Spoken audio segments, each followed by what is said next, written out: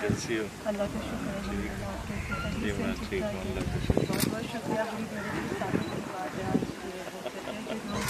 अल्लाह ताला से मांगा है बड़ी दिल से ख्वाहिश है कि आपका दीदार तो आप मेरे घर में आके हो? ये मेरा मुकद्दर है, ये मेरा मुकद्दर, ये मेरा है। ये आपका बस बहुत माशाअल्लाह। मैंने तो जब मुझे फ़ोन आया मैंने कहा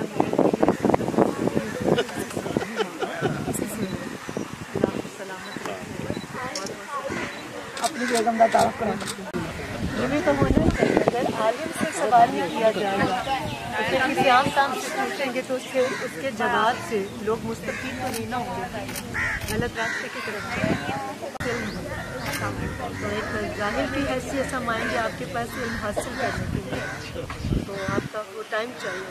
आपने बस जैसे आप मुनासिब बैठो तो सही। तुम नहीं अभी नहीं एक दरख्वास्त दे दी है मैंने, इससे बड़े पावरफुल सोर्स कर लेंगे कर लेंगे। ये बात सुनो बेटा, मेरे बच्चे भी उनके पास ही हैं। बहुत क्लोज है। मेरे तो वैसे हाथ काम रहे हैं। यकीन करें जब सलामत है कि आपकी वजह से अल्लाह ताला ने मुझे ये सादत दी है। आप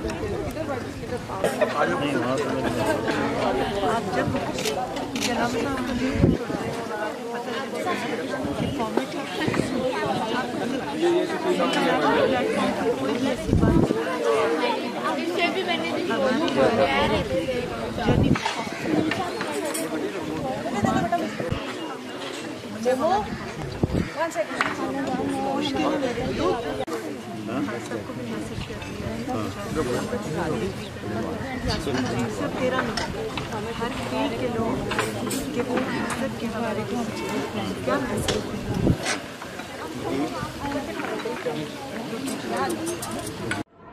अस्सलामु अलैकुम वरहमतुल्लाहि वबरकातुहू। नहमदुहु व नुसल्ली व नुसल्लिमु अला रसूलिहिल करीम, अम्मा बाद।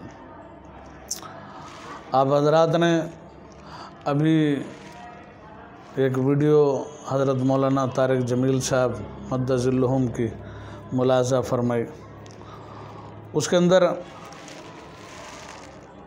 आपने कई बातें देखी भी सही, और इस वीडियो के बारे में आपने पहले कई बातें कई हज़रात से सुनी भी होंगी कि हज़रत जो है वो एक नामहरम औरत है जो शोबे से ताल्लुक़ रखती है, अदाकारा है।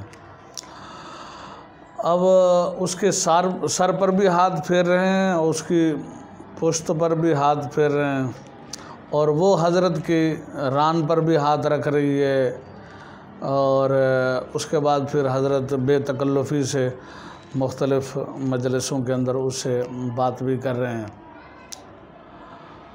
तो कई साथियों ने मुझसे भी पूछा कि आया शरीयत के अंदर इसकी कोई गुंजाइश है कि गैर महरम औरत के साथ उससे बातें करना, उसके सर पर हाथ फेरना, उसको छूना और उससे बेतकल्लुफ़ी के साथ उसको साथ बिठाना, उसके साथ बातें करना, इसकी यानी शरीयत के अंदर कोई इजाज़त है? जो हज़रत जो ऐसा कर रहे हैं, तो भाई पहली बात तो ये मैं अर्ज़ कर दूं, किसी पर तनकीद करना मकसूद नहीं है। हम कोई इतने बड़े अल्लामा हैं नहीं कि दूसरों की इस्लाह करते फिरें, ये बात आप ज़हन में रखें। मैं ख़ुद अपने बारे में कहूँ इस काबिल नहीं हूँ कि किसी के ऊपर जो है वो बात कर सकूँ, चूँकि साथी परेशान होते रहते हैं। तो जितना मेरे इल्म के अंदर है मैं उसकी तो रोशनी के अंदर थोड़ी सी बात आपके गोश गुजार करूँगा।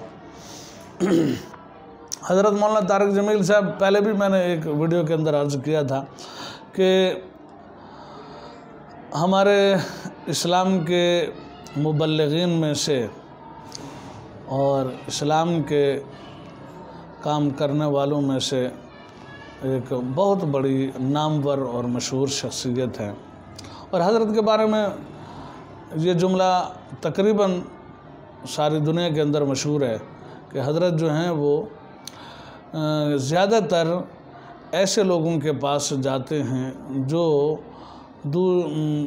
دنیا کے اندر لگن مگن اور دنیا کی مصروفیات کے اندر جو ہیں وہ اپنے آپ کو انہوں نے داخل کیا ہوا ہے اور ان کو دین سے کوئی سروکار نہیں، خصوصاً گناہوں کی جو دنیا ہے اس کے اندر وہ لگے ہوئے ہیں۔ تو حضرت کو اس کام کے لیے تبلیغی جماعت والوں نے وقف کر رکھا ہے۔ حضرت ایسے لوگوں کے پاس زیادہ تر جاتے ہیں ان کو دین کی طرف راغب کرنے کے لیے، اور اس کے لیے